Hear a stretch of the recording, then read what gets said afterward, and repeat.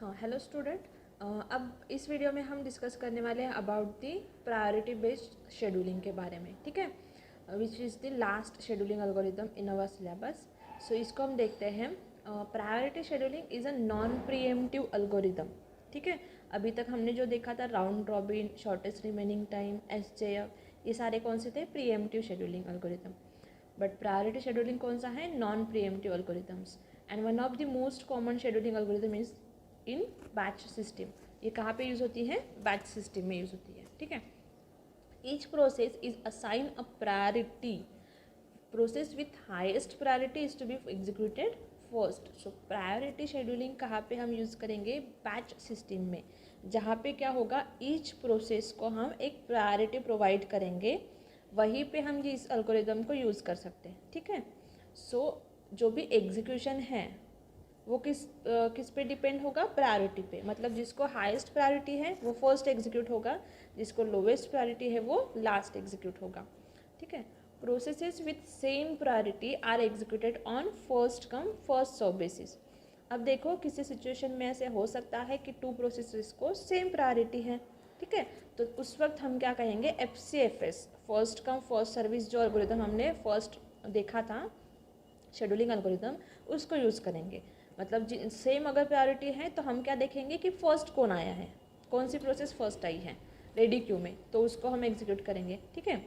Priority can be decided based on memory requirements, time requirement and any other resource requirement. So priority जो हम process को दे रहे हैं वो किस पे डिपेंड है? मेमोरी रिक्वायरमेंट पे डिपेंड है, उस प्रोसेस को कितनी मेमोरी लगने वाली है, उस प्रोसेस का एग्जीक्यूशन टाइम कितना है, और अगर उसको कुछ रिसोर्सेज लग रहे हैं, आईओ रिसोर्सेज या एनी अदर रिसोर्सेज, ठीक है, तो उसके हिसाब से हम उसको प्रायोरिटी देंगे, ओके। अब देखो, प्रायोरिटी शेड्यूलिंग टू टाइप्स में डिस्ट्रीब्यूटेड की हुई है, that is pre-emptive priority scheduling and non pre-emptive priority scheduling. क्योंकि इसमें भी हम प्रीएम्प्टिव का मीनिंग क्या होता है हम देखेंगे। If the new process arrived at the ready queue, ठीक है, न्यू प्रोसेस आई है रेडी क्यू में, has a higher priority than the currently running process. अब जो मेरे पास CPU में जो रनिंग प्रोसेस है, ठीक है, उस वो एग्जीक्यूट हो रही है, और तभी रेडी क्यू में कोई ऐसी process I which has the highest priority, ठीक है। तो उस वक्त क्या होगा? CPU इज प्रीएम्प्टेड, मतलब processing the current process is stop. जो भी करंट प्रोसेस CPU के पास है वो क्या हो जाएगी? स्टॉप हो जाएगी। द इनकमिंग न्यू प्रोसेस जो आई है, जिसको हायर प्रायोरिटी है, उसको हम CPU एग्जीक्यूशन के लिए दे देंगे, ठीक है।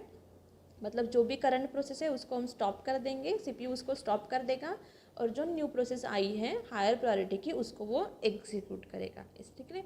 इसलिए इसको कहेंगे प्रीएम्प्टिव प्रायोरिटी शेड्यूलिंग, क्योंकि यहाँ पे भी प्रीएम्पशन हो रहा है, okay.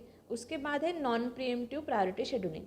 In case of non-preemptive priority scheduling algorithm, if a new process arrive with a higher priority than the current running process, the incoming process is put at the head of the ready queue, which means after execution of current process it will be processed, ठीक है। इसका meaning देखो क्या है। Non pre-emptive में क्या होगा? अगर कोई प्रोसेस CPU के पास है एग्जीक्यूशन में, ठीक है, करंटली एग्जीक्यूट हो रही है, और तभी रेडी क्यू में कोई प्रोसेस आई जिसको हायर प्रायोरिटी है, ठीक है, तब हम क्या करेंगे? वो जो हायर प्रायोरिटी आई हुई है प्रोसेस अभी जो आई है, उसको हम क्या करेंगे? रेडी क्यू में टॉप पे डाल देंगे, मतलब फर्स्ट नंबर पे डाल देंगे। जो रेडी क्यू में पहले से प्रोसेस थी ना, उसको हम पीछे कर देंगे, और जो हायर प्रायोरिटी आई है उसको हम फर्स्ट प्रोसेस पे डालेंगे।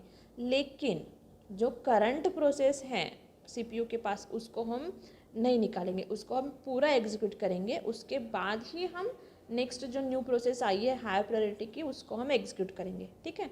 मतलब यहाँ पे प्रीएम्पशन वर्क नहीं हो रहा, सो इसको हम कहेंगे नॉन प्रीएम्प्टिव प्रायोरिटी शेड्यूलिंग, ठीक है। अब एक एग्जांपल देखते हैं प्रायोरिटी शेड्यूलिंग एल्गोरिदम का। तो देखो, यहाँ पे मेरे पास 4 प्रोसेसेस हैं टेबल में, P1, P2, P3 and P4, और उसका बर्स्ट टाइम दिया हुआ है 21, 3, 6 एंड 2, और उसके बाद वहाँ पे प्रायोरिटी दी हुई है 2, 1, 4 एंड 3। प्रोसेस P1 को 2 प्रायोरिटी है, P2 को 1 है, P3 को 4 है, P4 को 3 है, ठीक है। अब देखो हम गैंट चार्ट कैसे ड्रॉ करते हैं। सो सबसे पहले जो प्रायोरिटी है दैट इज़ 1, वो किसको दी हुई है? प्रोसेस P2 को। ओके, सो हम क्या करेंगे, सबसे पहले P2 को एग्जीक्यूट करेंगे। तो P2 का एग्जीक्यूशन टाइमिंग कितना है, 3 मिली सेकेंड। बर्स्ट टाइम जो है P2 का वो क्या है, 3 मिली सेकेंड। ठीक है, सो इसलिए P2 को हम 0 से स्टार्ट करेंगे, कब तक, 3 मिली सेकेंड के लिए। ठीक है, अब हो गई हमारी P2 एग्जीक्यूट। उसके बाद हम वापस गए टेबल पे, रेडी क्यू पे। अब देखो सबसे ज़्यादा प्रायोरिटी किसको दिए हुए हैं, P2 के बाद P1 को, दैट इज़ 2, राइट। P3 और P4 को 4 और 3 हैं, तो वो तो हम लेंगे नहीं, हम किसको लेंगे, P1 को। और उसका एग्जीक्यूशन टाइम कितना है, 21 मिली सेकेंड। अब 3 से 21 मिली सेकेंड के लिए हम क्या करेंगे, P1 को एग्जीक्यूट करेंगे, दैट इज़ 24 मिली सेकेंड तक। ओके, P1 भी एग्जीक्यूट हो गई। उसके बाद हम वापस से रेडी क्यू में गए। अब देखो, अब हायर प्रायोरिटी किसको है, P4 को, दैट इज़ 3, राइट। 4 से 3 तो छोटा है, इसलिए प्रायोरिटी उसकी ज़्यादा है। तो 4 हम P4 को एग्जीक्यूट करेंगे, और P4 का एग्जीक्यूशन टाइम है 2 मिली सेकेंड। सो 24 से शुरू किया तो 26 तक हमने P4 को एग्जीक्यूट किया।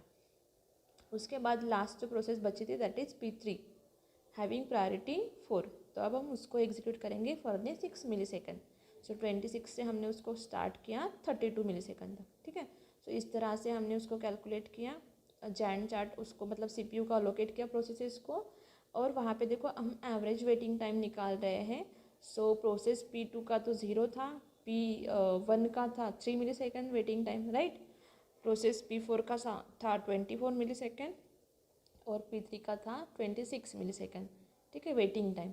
सो ऑल 4 को मिला के डिवाइड बाय 4 करके हमारे पास आउटपुट आया, मतलब रिजल्ट आया, दैट इज़ 13.25 मिली सेकेंड। ठीक है, सो ये है हमारे पास priority scheduling algorithm.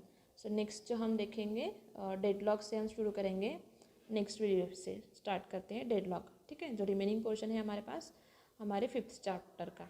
Thank you.